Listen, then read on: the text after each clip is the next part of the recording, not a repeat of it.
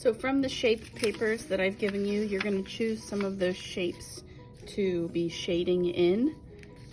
We need at least 4, and you want to choose a variety of sizes and shapes.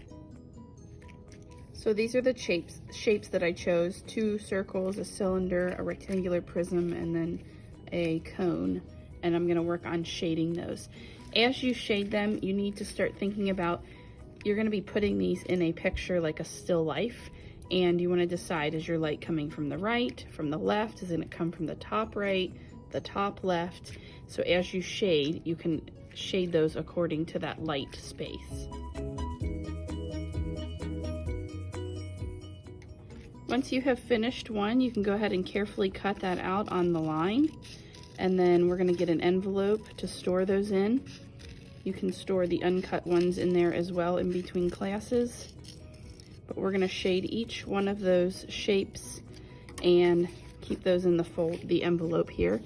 So just writing your name and your room number on that outside, and then don't lick it to shut it, but go ahead and store those in there.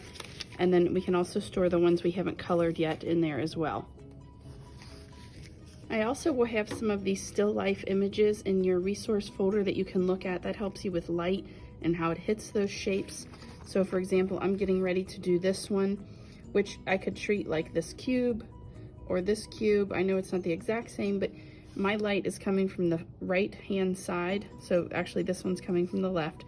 So I could use this image to help me with knowing that the shadowed side is going to be over here, the medium side is here, and then the very light will be on that top section.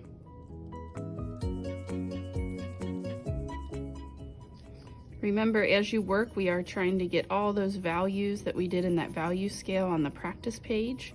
So you should have several darks, mediums, and lights, so that it gives that variety of value as we shade. And you can see I'm just building up to the darker instead of going straight to dark.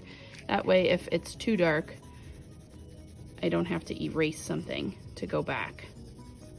So just kind of building up to those darks. This does take a little bit of thought and time, so you can't race through this, otherwise it won't look the way you're aiming it to have that value.